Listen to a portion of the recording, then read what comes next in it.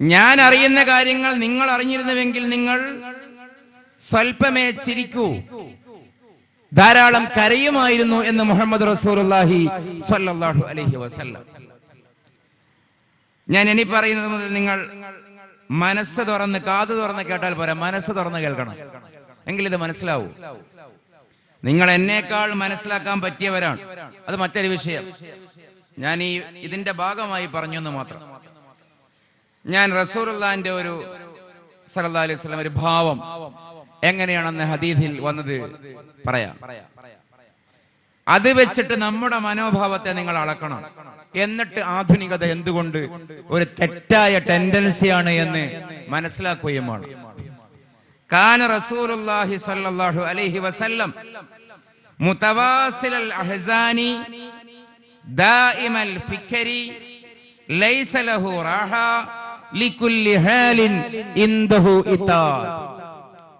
എന്താണ് നബി എന്ന് ചോദിച്ചാൽ, റസൂലുള്ളാഹിന്റെ ഒരു വൈബ് എന്താന്ന് ചോദിച്ചാൽ ഇതാണ് വൈബ്. റസൂലുള്ളാഹിന്റെ വൈബും നമ്മൾ ആലോചിക്കണല്ലോ.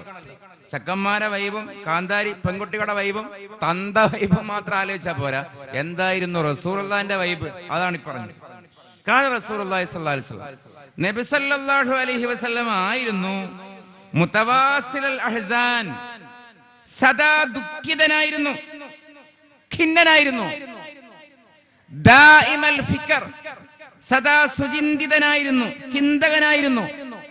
ലൈസ ലഹു റാഹ, മതിമറക്കുന്ന ഒരു ചിയർ സന്ദർഭം നബിക്കുണ്ടായിരുന്നേയില്ല. ലികുല്ലി ഹാലിൻ, സന്ദർഭമേതായാലും ഇൻദഹു ഇതാദുൻ, അത് മറികടക്കാനുള്ള മറുമരുന്ന് നബിയുടെ കയ്യിലുണ്ടായിരുന്നു. എന്താ പറഞ്ഞത്? മുതവാസിലൽ അഹ്സാൻ. എപ്പോഴും റസൂലുള്ളാഹിക്ക് ടെൻഷനായിരുന്നു. എന്ത് ടെൻഷൻ എന്നറിയോ? മാനവികതയുടെ ടെൻഷൻ. കച്ചവടം പൊട്ടിയ ടെൻഷനല്ല, ആൾക്കാര് പഴി പറഞ്ഞ ടെൻഷനല്ല, അംഗീകരിക്കപ്പെടാത്ത ടെൻഷനല്ല. റസൂലുള്ളാഹിന്റെ ടെൻഷൻ ജീവകാരുണ്യപരമായ ടെൻഷനാണ്. എന്തുകൊണ്ടാണ് റബ്ബേ ഇത്രയും വ്യക്തമായ ശക്തമായ ഈ സത്യം ജനങ്ങൾക്ക് മനസ്സിലാവാത്തത്? എന്റെ അല്ലാഹ്, ഞാൻ ഉൾപ്പെട്ട ഈ വെളിച്ചം എന്തുകൊണ്ട് മറ്റുള്ളവർക്ക് കിട്ടുന്നില്ല? കാണുന്ന ആളുകളൊക്കെ ഇസ്ലാമിലേക്ക് വന്നില്ലെങ്കിൽ നരകത്തിൽ അകപ്പെട്ടു പോവില്ലേ? സമൂഹം എന്തേ ഇങ്ങനെ ദുഷിച്ചു പോയി? ലഹരിയിലാണല്ലോ, മദ്യമാണല്ലോ പ്രധാനം, യുദ്ധമാണല്ലോ പ്രധാനം, മദിരാക്ഷിയാണല്ലോ പ്രധാനം, തൊലിപ്പുറമെയുള്ള ആനന്ദങ്ങളാണല്ലോ പ്രധാനം. ഏവർക്കും വേണ്ടത് സുഖമാണല്ലോ. ആരും എന്തേ ആഴത്തിൽ ആലോചിക്കാത്തത്? പൊരുളുകൾ എന്തേ ചിന്തിക്കാത്തത്? ഇതാലോചിച്ചുകൊണ്ടായിരുന്നു കാന റസൂലുള്ളാഹി സ്വല്ലല്ലാഹു അലൈഹി വസല്ലം മുതവാസിലൽ അഹ്സാൻ. അതൊരു നേതാവിന്റെ ദുഃഖമാണ്, ഒരു മനുഷ്യ സ്നേഹിയുടെ ദുഃഖമാണ്. അതാണ് നബിയുടെ ദുഃഖം, അതാണ് നബിയുടെ ദുഃഖം. ഇവിടെ രാമന്റെ ദുഃഖം എന്ന് പുസ്തകം ഇറങ്ങി, ഇനി ഇറങ്ങേണ്ട പുസ്തകം മുഹമ്മദിന്റെ ദുഃഖമാണ് സ്വല്ലല്ലാഹു അലൈഹി വസല്ലം. അത് മാനവികതയുടെ ദുഃഖമാണ്, സഹസമൂഹത്തിന്റെ നടപ്പിലുള്ള വേദനയാണ്. പിന്നെയോ ഇന്ന് ചിന്തിക്കണം, മറ്റുള്ളവരെ ആലോചിച്ചുകൊണ്ട് ദുഃഖിക്കുക എന്ന് പറയുന്നത് ആധുനിക ലോകം പഠിപ്പിക്കുന്നുണ്ടോ? അങ്ങനെയൊന്നുണ്ടോ ഇന്ന് ലോകത്ത്? അങ്ങനെയൊന്നുണ്ടോ ഇന്ന് ലോകത്ത്? മറ്റുള്ളവരെ ആലോചിച്ചുകൊണ്ട് ദുഃഖിക്കുക. ഗാസയിൽ കുഞ്ഞുങ്ങളെ കൊന്ന് കുഞ്ഞുങ്ങളെ കരിച്ചു തിന്നുന്നു. തൊട്ടിപ്പുറത്ത് 5 സ്റ്റാർ ഹോട്ടലുകളിൽ ഷെയ്ഖുമാരും സുൽത്താൻമാരും പോലും സൽക്കാരം കൊടുന്നു. ആരെയാ പഴപ്പിച്ചത്? ഇത്തിബാഉ മുഹമ്മദിൻ ഒഴിവാക്കിയിട്ട് സല്ലല്ലാഹു അലൈഹി വസല്ലം ഇത്തിബാഉ ഡാഷ്, അത് അറബികൾക്ക് ശീലമായി. മറ്റുള്ളവരെ ആലോചിച്ചുകൊണ്ട് സങ്കടമുണ്ടോ? ഗാസയിലെ കുഞ്ഞുങ്ങളുടെ ദൈന്യതയാർന്ന ചിത്രം കാണുമ്പോൾ താങ്ങാൻ കഴിയാതെ സ്ക്രോൾ ചെയ്ത് ഒഴിവാക്കേണ്ടി വരുന്നു. 61 ദിവസമായി ഇന്നേക്ക് ബ്ലോക്കാണ്. ഒരു വഴിയിൽ നിന്നും ഒരു ട്രക്ക് പോലും, ഒരു ബ്രെഡിന്റെയോ ഒരു ഗോതമ്പിന്റെയോ ഒരു ട്രക്ക് പോലും അങ്ങോട്ടേക്ക് പോകുന്നില്ല. എന്നിട്ടോ അതിന്റെ 100 കിലോമീറ്റർ ഇപ്പുറത്ത് ഒരാടിനെ മുഴുവനും അറുത്തിട്ട് മൃദുലമായ ഭാഗം മാത്രം തിന്ന് ബാക്കി വേസ്റ്റ് ആകുന്നു അറബി ഷെയ്ഖും മക്കളും ഭാര്യയും. ഇതാണ് ഇന്നത്തെ ലോകം.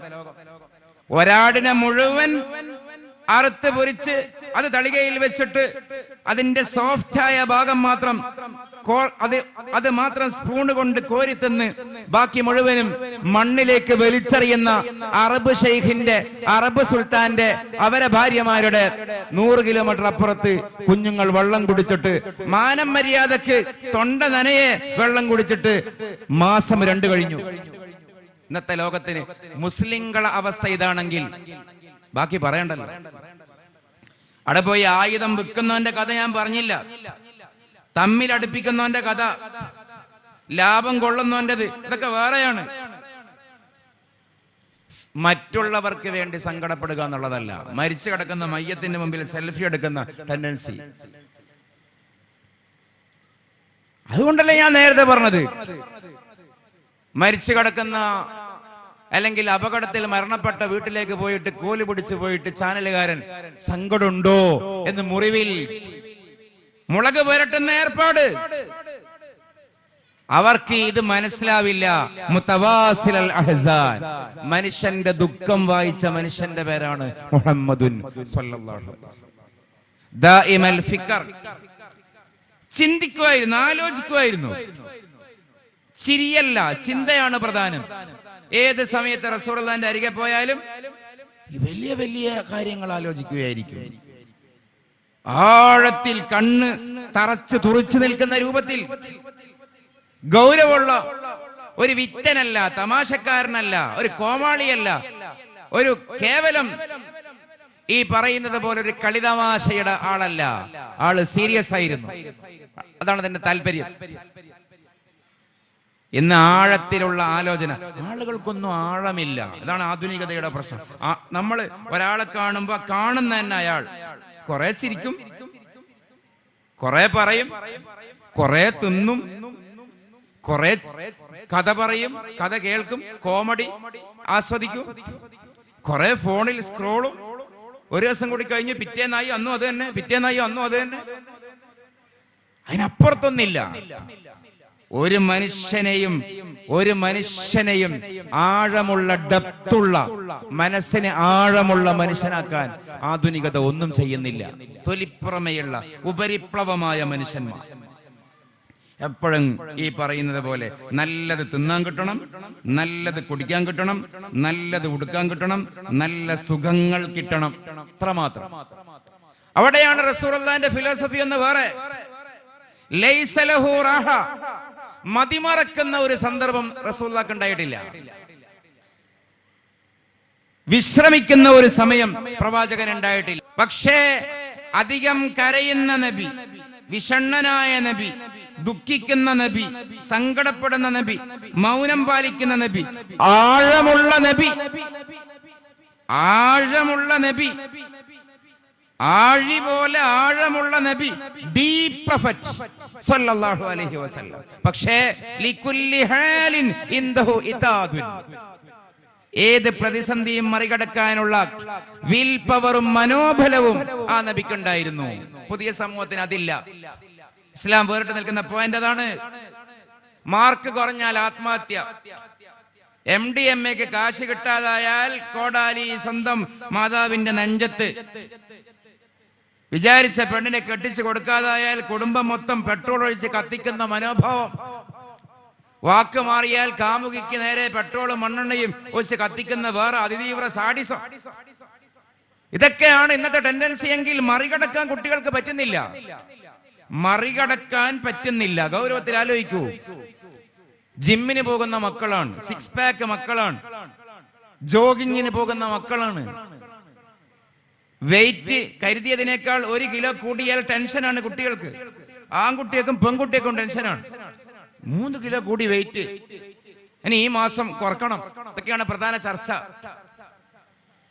മുഖത്തിന്റെ തെക്ക് വടക്കേ മൂലയിൽ ഒരു ചെറിയ കുരു വന്നു, ഒരു ദിവസം മൊത്തം ടെൻഷനാണ്.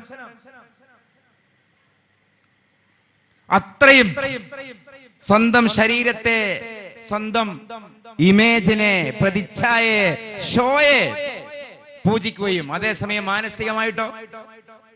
മാനസികമായിട്ട് ഒരു ബലവും ഇല്ല. വിചാരിച്ച പോലെ നടക്കാതായാൽ മൂക്കുമ്മല് ശുണ്ടീന്റെ സ്ഫോടനാത്മകമായിട്ടുള്ള ബോംബുകളാണ് ഓരോ കുട്ടിയും. എന്റെ കുട്ടി, നിന്റെ കുട്ടി, നമ്മുടെ കുട്ടി എന്ന് പറയേണ്ടത് ഓരോ ആൽഫ ജൻ കുട്ടിയും ശുണ്ടീന്റെ ബോംബുകളാണ്, ദുർവാശീന്റെ ബോംബുകളാണ്. കയ്യിൽ നിന്ന് ഫോണ് വാങ്ങിയാ പൊട്ടിത്തെറി. പറഞ്ഞ സാധനം പറഞ്ഞ സമയത്ത് കൊടുത്തില്ലെങ്കിൽ പൊട്ടിത്തെറി. ആ പൊട്ടിത്തെറി കൂടിക്കൂടി ലാസ്റ്റ് മാക്സിമം പൊട്ടിത്തെറി. ഇത് വെറുതെ പറയണോ? പറയുമ്പോഴോ red belt, blue belt, black belt, brown belt, pink belt, ഈ ബെൽറ്റ് ബാക്കിയില്ല. അവിടെയാണ് ഇതുള്ളത്. ഉറക്കം എഴുന്നേറ്റ് നോക്കിയപ്പോ ഒരു കഥ കൂടി പറയാം. എഴുന്നേറ്റ് നോക്കിയതല്ല, എന്തോ ദേഹത്ത് തടയുന്നത് പോലെ തോന്നിയിട്ട് ഉറക്കം തെളിഞ്ഞതാണ് മുത്ത് മുഹമ്മദ് മുസ്തഫ സല്ലല്ലാഹു അലൈഹി വസല്ലം. നോക്കുമ്പോഴുണ്ട് ഒരു വാള് പിടിച്ചിട്ട് ഒരാൾ ഇങ്ങനെ നിൽക്കുന്നുണ്ട്. ഉറക്കം തെളിഞ്ഞപ്പോ കാണുന്ന കാഴ്ച അതാണ്. വാളും പൊക്കി എതിരാളി മുമ്പിൽ. ഒരു ചോദ്യവും, മൻ യംനൗക മിന്നി. പണ്ട് മദ്രസയിൽ നബിദിനത്തിന് പറഞ്ഞത് ഓർമ്മയുണ്ടോ ഈ കഥ? മൻ യംനൗക മിന്നി, നിന്നെ എന്നിൽ നിന്ന് ആര് രക്ഷിക്കും എന്നാണ് അതിന്റെ വാക്കർത്ഥം. അതിന്റെ ഒരു സെൻഷ്വൽ മീനിങ്ങോ ഇപ്പന്തായി മുഹമ്മദ് എന്നാണ് സല്ലല്ലാഹു അലൈഹി വസല്ലം. എന്തൊക്കെയായിരുന്നു, പവനായി ശവമായില്ലേ. ഇനിയിപ്പൊ ഞാൻ വിട്ടുവീഴ്ച ചെയ്യാതെ ഉടലുമ്മ തലയായി നീ പോവില്ലല്ലോ മുഹമ്മദേ. അള്ളാഹു, ജിബ്രീല്, വഹയ്യ്, ആകാശം, ഗൈബ് എന്തൊക്കെയായിരുന്നു. ഇനി പറാമൻ യംനൗക മിന്നി, നീ എങ്ങനെ കൈച്ചലാകും? ഈ ഹദീസിന്റെ വിശദീകരണത്തിൽ കാണാം, ഈ തിക്തമായ ഭീഷണമായ ഈ സാഹചര്യത്തിലും ഒന്നെഴുന്നേൽക്കുക പോലും ചെയ്യാതെ ഉറക്കച്ചടവോടുകൂടെ ആമിന ബീവിയുടെ മോൻ പറഞ്ഞു. അതെന്ത് പറയാനാണ്? അല്ലാഹ്, ഒരു എതിരാളിയെ ബഹുമാനിക്കണ്ടേ? വാള് പിടിച്ച് കൊല്ലാൻ നിൽക്കുന്ന എതിരാളിയെ ഒന്ന് റെസ്പെക്ട് ചെയ്യണ്ടേ?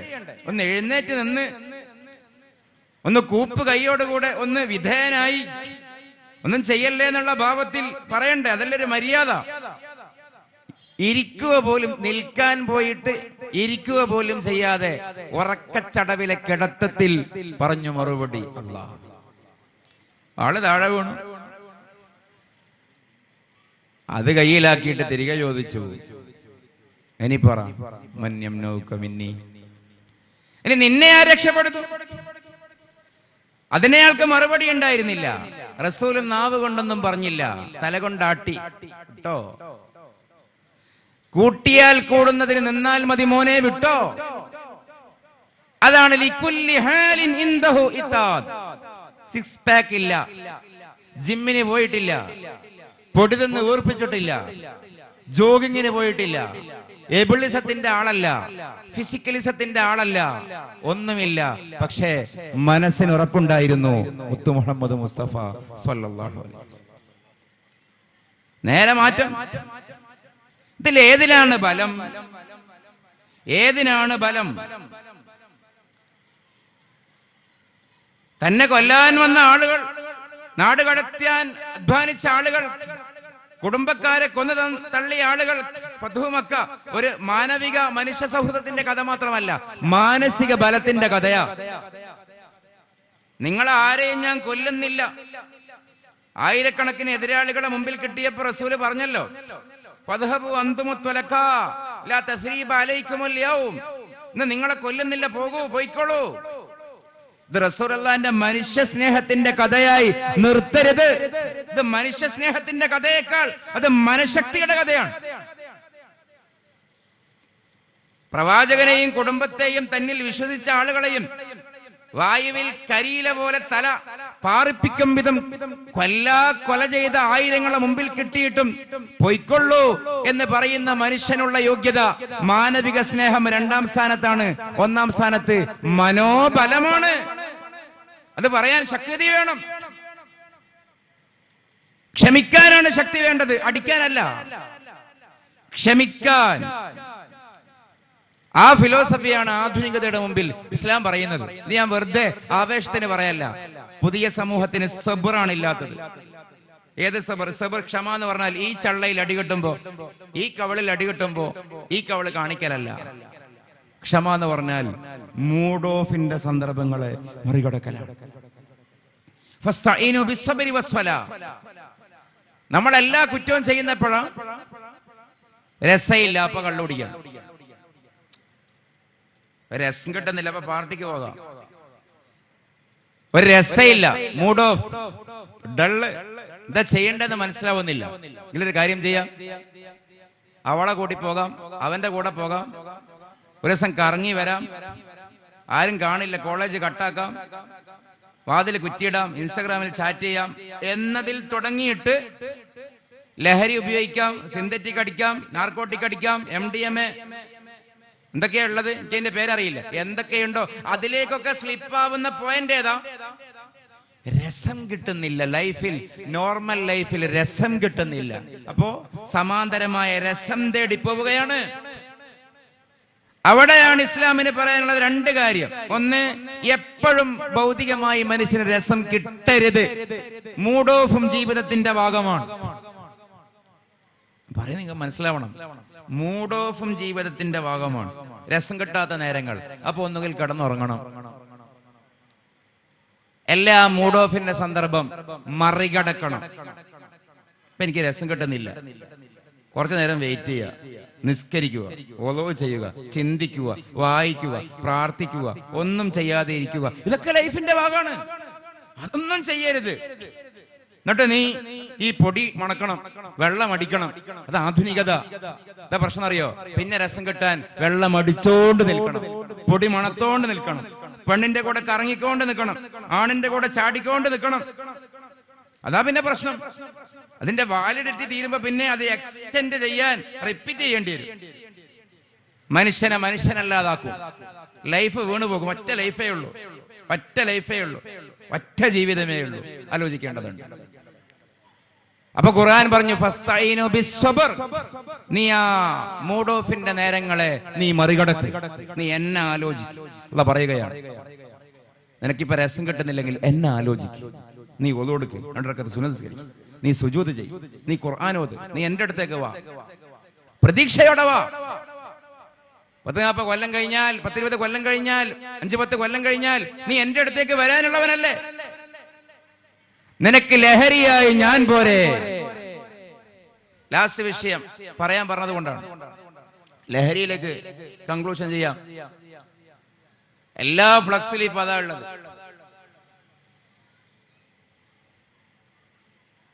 ലഹരി പാടില്ല എന്നുള്ളതിനേക്കാൾ ഒരു അശാസ്ത്രീയമായ ആർഗ്യുമെന്റ് ലോകത്താർക്കെങ്കിലും പറയാൻ പറ്റുമോ? നിങ്ങൾ പറ. ലഹരി പാടില്ല, മനുഷ്യർ ലഹരി ഉപയോഗിക്കരുത് എന്ന് പറയുന്നതിനേക്കാളും അശാസ്ത്രീയമായ ഒരു മാനവിക വിരുദ്ധമായ പ്രസ്താവനയില്ല. മനുഷ്യന്റെ ഫണ്ടമെന്റൽ നീഡുകളിൽ ഒന്നാണ് ലഹരി. ഞാൻ എവിടെയും പറയുന്ന ഒരു കാര്യമാണത്. മനുഷ്യന്റെ 1ാമത്തെ ആവശ്യം ഉറങ്ങലാണ്, 2ാമത്തെ ആവശ്യം മൂത്രമൊഴിക്കലാണ്, 3ാമത്തെ ആവശ്യം വെള്ളം കുടിക്കലാണ്, 4ാമത്തെ ആവശ്യം കാഷ്ടിക്കലാണ്, 5ാമത്തെ ആവശ്യം ഭക്ഷണം കഴിക്കലാണ്, 6ാമത്തെ ആവശ്യം കുട്ടികൾക്കും വൃദ്ധന്മാർക്കും വസ്ത്രമാണ്, മധ്യപ്രായക്കാർക്ക് ലൈംഗികതയാണ്. ഇപ്പൊ 7ഉം 6ഉം അങ്ങനെയായി. 8ാമത്തെ ആവശ്യം പാർപ്പിടമാണ്, ഒരു വീടോ ഒരു കൂടോ ഒരു പൊത്തോ, കടന്നിറങ്ങാൻ ഒരു കൂര. 9ാമത്തെ ആവശ്യം വിനോദമാണ്. വിനോദം 4 വിധം: കല, കായികം, സംഗീതം, ലഹരി. ഈ 12 ആവശ്യമാണ് 2 കാലുള്ള എല്ലാ ജന്തുക്കളുടെയും ആവശ്യം, ആണാകട്ടെ പെണ്ണാകട്ടെ. ഇത് 13ാമത്തെ ആവശ്യം വരൂല, 11ലേക്ക് ചുരുങ്ങുകയില്ല.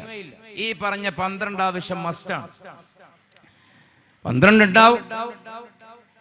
അപ്പൊ പിന്നെ ശ്വാസോച്ഛ്വാസം ഒന്ന് ചിന്തിക്കണ്ട. ശ്വാസം കഴിക്കുന്ന മനുഷ്യന്റെ ആവശ്യമാണ് എണ്ണുന്നത്.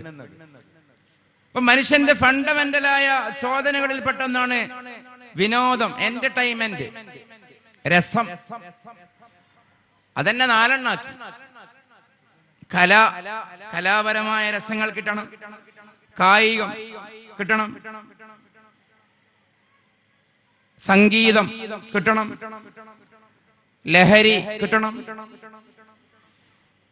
ഈ ലഹരി മനുഷ്യന്റെ അടിസ്ഥാന ആവശ്യമല്ലേ? അടിസ്ഥാന ആവശ്യമായ ലഹരി പാടില്ല എന്ന് പരിശുദ്ധ ഇസ്ലാം ഒരിക്കലും പറയില്ല. മറിച്ച് നിങ്ങൾ ആലോചിച്ച് നോക്കൂ, ഈ ആദ്യം പറഞ്ഞ 11 ആവശ്യവും ഇസ്ലാം ഒന്നുകിൽ വാജിബാക്കി, അല്ലെങ്കിൽ സുന്നത്താക്കി, അല്ലെങ്കിൽ വ്യവസ്ഥയോടെ ഹലാലാക്കി. ഉറങ്ങൽ നിർബന്ധമാണ്. ഞാൻ ഉറങ്ങൂല എന്നൊരാൾ തീരുമാനിച്ചാൽ ഹറാമാണ്. വെള്ളം കുടിക്കൽ, മൂത്രയിക്കൽ, എന്റെ ബ്ലാഡർ പൊട്ടട്ടെ മൂത്രയിക്കൂല എന്ന് തീരുമാനിക്കൽ ഹറാമാണ്. മുട്ടിയെ മൂത്രയിക്കണം. വെള്ളം കുടിക്കൽ നിർബന്ധമാണ്, കാഷ്ടിക്കൽ നിർബന്ധമാണ്, ഭക്ഷണം കഴിക്കൽ നിർബന്ധമാണ്, വസ്ത്രം വ്യവസ്ഥ ഉണ്ട് നിർബന്ധമാണ്, സെക്സ് സുന്നത്താണ്, വീട് സുന്നത്താണ്, ഒരവസ്ഥയിൽ നിർബന്ധമാണ്. ഇനി അടുത്തയിലേക്ക് പോയാലോ, കല പറ്റുന്നതും പറ്റാത്തതുണ്ട്, കായികം പറ്റുന്നേ പറ്റാത്തതുണ്ട്, സംഗീതം രാഗം പറ്റുന്നേ പറ്റാത്തതുണ്ട്. പക്ഷെ ലഹരി മുഴുവനും ഇസ്ലാം ഭൗതികമായത് ഹറാമാക്കി. എന്തുകൊണ്ട്? ഇസ്ലാം പറയുന്ന ലഹരി മറ്റൊരു ലഹരിയിലേക്ക് മനുഷ്യരെത്തലാണ്, ആത്മീകമായ ലഹരി. അപ്പൊ ഗവൺമെന്റ് ലഹരി വിരുദ്ധ കാമ്പയിൻ നടത്തുമ്പോഴും, അല്ലെങ്കിൽ സന്നദ്ധ സംഘടനകൾ നടത്തുമ്പോഴും, മതസംഘടനകൾ നടത്തുമ്പോഴും, മഹല്ല് കമ്മിറ്റി നടത്തുമ്പോഴും അപൂർണമാവുക എപ്പോഴാണെന്ന് ചോദിച്ചാൽ, ലഹരി പാടില്ല എന്ന് പറഞ്ഞ് നിർത്താൻ പാടില്ല, സമാന്തര ലഹരി ഇസ്ലാം പരിചയപ്പെടുത്തി കൊടുത്തു. ഇസ്ലാം 2 ഘട്ടം ഘട്ടമായിട്ടാണ് കള്ള് നിരോധിച്ചതെന്ന് എപ്പോഴും നമ്മളൊക്കെ കേൾക്കാറുണ്ട്. ആദ്യകാലത്ത് മദ്യം കുടിക്കാൻ പറ്റുമായിരുന്നു. കള്ള് കുടിച്ചിട്ട് ഇമാമത്ത് നിന്ന കഥകൾ പോലും ഉണ്ട്. സഹാബികളുടെ കാലത്ത് കള്ളും കുടിച്ച് ഇശാ നിസ്കരിച്ചു, ഓതിയ സൂറത്ത് കുല്യ അയ്യുഹൽ കാഫിറൂൻ, ഇതൊക്കെ ലാസ്റ്റ് വന്നത്. കുല്യ അയ്യുഹൽ കാഫിറൂൻ, കുല്യ അയ്യുഹൽ കാഫിറൂൻ കുടിയന്മാരല്ലാത്ത ആളുകൾ ഓതിയാൽ തന്നെ ചിലപ്പോൾ തീരില്ല. ലാഅബ്ദു മാതഅബ്ദുൻ വട്ടം കറങ്ങാൻ നല്ല ചാൻസ് ഉണ്ട്. ഇതിൽ കള്ള് കുടിയൻ ഓതിയാലോ ഒരിക്കലും തീരൂലല്ലോ. അങ്ങനെ ഒരു അനുഭവം ഉണ്ടായി. ആ നിസ്കാരം കഴിഞ്ഞപ്പോഴാണ്, ആ ഒരു കോണ്ടക്സ്റ്റിലാണ് ലാ തഖറബുസ് സലാത്ത വഅൻതും സുക്കാറ എന്ന് പറയുന്ന ആയത്തിറങ്ങി. നിങ്ങൾ നിസ്കരിക്കുമ്പോഴെങ്കിലും കള്ള് കുടിക്കാതെ വരണമേ എന്നാണ് അതിന്റെ താല്പര്യം. മുഴുകുടിയന്മാർ നിസ്കരിക്കുമ്പോൾ കുടിക്കാത്തൊരു സ്ഥിതി വന്നു. പിന്നീട് മാസങ്ങൾക്ക് ശേഷം കള്ള് പൂർണ്ണമായി ഇസ്ലാം നിരോധിച്ചു. എന്തിനാണ് അവിടെ മാസങ്ങൾ വെയിറ്റ് ചെയ്തതെന്നറിയോ? കള്ള് കുടിക്കാതെ നിസ്കരിക്കാൻ വന്നപ്പോ ഇവർക്കൊരു ബദൽ ആനന്ദം, ലഹരി കിട്ടിത്തുടങ്ങി. ബോധത്തിൽ അള്ളാഹുവിനെ ഓർത്തപ്പോ, യാ അല്ലാഹ്, ഞാനിപ്പോ ആരെ മുമ്പിലാണ് നിൽക്കുന്നത്? ആരെ മുമ്പിലാണ് ഞാൻ ഈ സുജൂദ് ചെയ്യുന്നത്? ആരെ മുമ്പിലാണ് ഞാൻ ഈ മുഖവും നെറ്റിയും മൂക്കും കൈപ്പള്ളകളും കാൽമുട്ടും കാൽവിരലുകളും കൊണ്ടുപോയി പതിപ്പിക്കുന്നത്? അല്ലാഹുവിന്റെ മുമ്പിലാണ്. എനിക്ക് നാളെ ഇവനെ കണ്ടുമുട്ടണം. ഞാൻ മരിച്ചാൽ ഇവനിലേക്കാണ് അണയാനുള്ളത്. ഞാൻ അവനെ കാണുന്നില്ലെങ്കിലും അവൻ എന്നെ കാണുന്നുണ്ട്. ആരെ വിശ്വസിക്കാൻ പറ്റില്ലെങ്കിലും തെറ്റാത്ത വിശ്വാസ്യത അവനിൽ അർപ്പിക്കാം. ഇത് പഴക്കാത്ത ഗണിതമാണ്. സുജൂദിൽ ഓർത്തു തുടങ്ങി, എഴുതാൽ ഓർത്തു തുടങ്ങി, നട്ടല് വളക്കാൻ, മുതുക് കുനിക്കാൻ, ചെന്നമരാൻ യോഗ്യതയുള്ളവന്റെ മുമ്പിലാണ് ഞാൻ ഇപ്പോഴുള്ളത്. ആ അറിവ് തിരിച്ചറിയാവുകയും ആ തിരിച്ചറിവ് ആനന്ദമാവുകയും അത് പിന്നീട് ലഹരിയാവുകയും ചെയ്തപ്പോ സമൂഹത്തിന്, സമുദായത്തിന്, സഹാബികൾക്ക് അല്ലാഹുവും റസൂലും ലഹരിയായി മാറിയപ്പോൾ ഖുർആൻ പറഞ്ഞു, ഫഹൽ അൻതും മുൻതഹൂൻ, ഇനി മുഴു ലഹരി വിരുദ്ധത നിങ്ങൾക്ക് പ്രാപിച്ചുകൂടെ, എനിക്ക് കള്ള് വേണ്ട. അപ്പൊ അല്ലാഹനെയും റസൂലിനെയും അനുഭവിക്കുന്ന പോയിന്റിലേക്ക് സഹാബികൾ എത്തിയപ്പോഴാണ് കള്ള് നിരോധിച്ചത്. ആത്മീക ലഹരി ഇല്ലാത്തൊരു സമൂഹത്തിനോട് കള്ള് കുടിക്കരുതെന്ന് പറഞ്ഞിട്ട് ഒരു കാര്യവുമില്ല. ആത്മീക ലഹരി ഇല്ലാത്തൊരു ജനറേഷനോട് ലഹരി വസ്തുക്കൾ, സിന്തറ്റിക് നാർക്കോട്ടിക്സ് പ്രൊഡക്ട്സ് ഉപയോഗിക്കരുത് എന്ന് പറഞ്ഞിട്ട് ഒരു കാര്യവുമില്ല. അവര് കറങ്ങിത്തിരിഞ്ഞ് അതിലേക്ക് തന്നെ എത്തും. മനുഷ്യരല്ലേ, എന്തെങ്കിലും രസം വേണ്ടേ? ഒന്നുകിൽ ആത്മീക രസം എന്ന് ഞാൻ മാത്രം പറഞ്ഞ് കാട് കയറുന്നില്ല, ഒരു ഐഡിയോളജിക്കൽ രസം, അറ്റ് മിനിമം പുസ്തകം വായിക്കലെങ്കിലും. ബദൽ ലഹരി വേണം. അപ്പൊ എപ്പോഴും ബാക്കിയാകുന്ന ലഹരിയാണ് നമ്മുടെ ചർച്ച. അത് ആത്മീകമാണ്, അള്ളാഹുവാണ്, റസൂലാണ്.